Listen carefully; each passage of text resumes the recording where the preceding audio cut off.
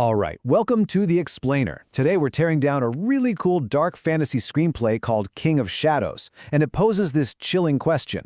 What if conquering your inner demon actually turned you into something much, much worse? Let's get into it. So, let's just start with the question that's right at the heart of this thing.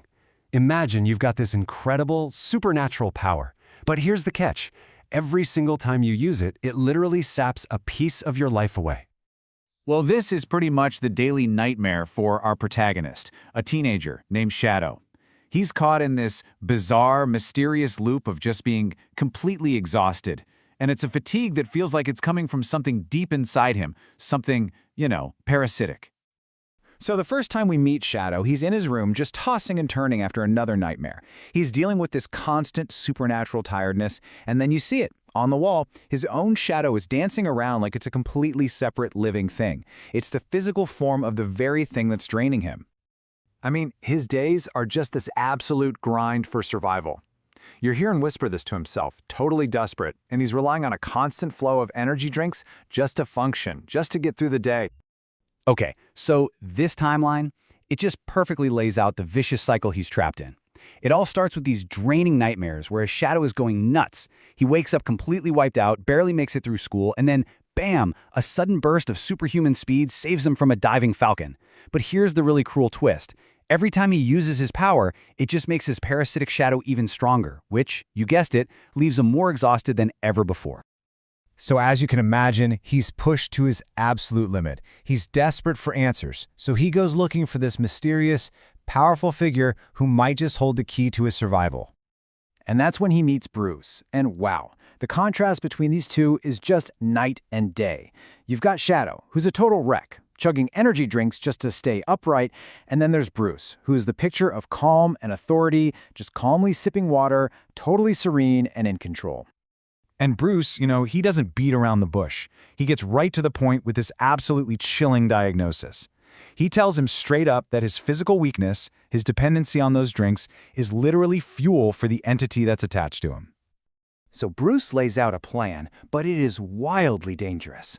He says Shadow has to go to the terrifying home dimension where this parasite lives, face it on its home turf, where it's strongest, and challenge it to a one-on-one fight. And of course, Bruce is the only one who can take him there. And you're probably thinking, why this guy?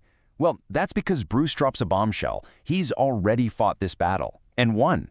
He isn't just a mentor, he is the supreme king, the ultimate authority in this dark, hidden world. I mean, what choice does he have, right? So Shadow agrees, and the two of them get ready for a battle that's going to decide his fate, all happening under the spooky, dimming light of a solar eclipse. And then, the moment arrives. They're on a rooftop, the eclipse hits its peak, and Bruce's medallion starts to pulse with this dark energy. That's when Shadow's own shadow literally rips itself away from the pavement, rising up and twisting into this hideous humanoid monster. And this thing, it doesn't waste any time. It roars, its voice all deep and distorted, and lays claim to the powers it's been stealing from Shadow this whole time. We finally see its true, selfish nature come out. And that kicks off this desperate, crazy duel. Shadow is moving with incredible speed, but it's just not enough. The monster has most of his power, and it just completely overpowers him. It raises its arm, ready to land the final, killing blow. Right, so just when you think it's all over, when our hero is literally on the verge of death, the story hits us with its first massive twist. It totally flips the whole wise old mentor idea on its head.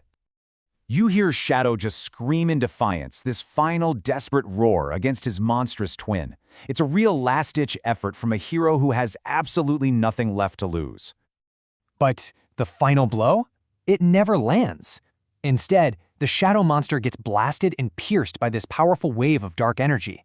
But where did it come from? It definitely didn't come from Shadow. Because the blast, it came from Bruce. His eyes start glowing and he just effortlessly destroys the shadow monster himself. The mentor, the guide, the one person Shadow put all his trust in, he was the real villain all along, playing him for his own purposes.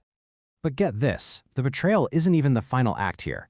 As the monster dissolves away, its final action kicks off an even more terrifying transformation. So, with its very last bit of strength, the dying Shadow reaches out and just touches Shadow's chest, and you hear Bruce whisper in total frustration, "The infection," realizing his perfect, meticulous plan just went completely off the rails.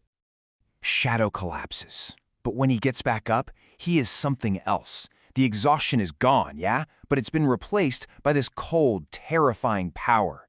His movements are stiff and calculated. His eyes are glowing crimson. And his voice is this distorted echo. He's not just a boy with a shadow anymore. He has become the shadow.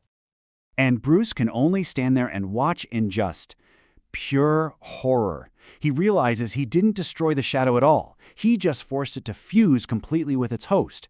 The shadow's selfish, power-hungry nature has totally consumed Shadow from the inside out. He isn't just hosting it anymore, he's become the dimension itself.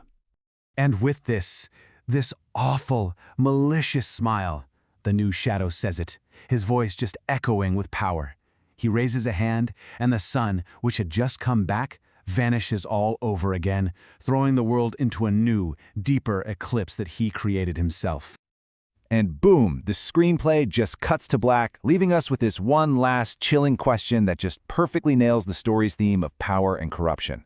What happens when you beat your inner demon, only to absorb everything it was and become something so much worse? Who is the real King of Shadows now? You are wonderful and unique people.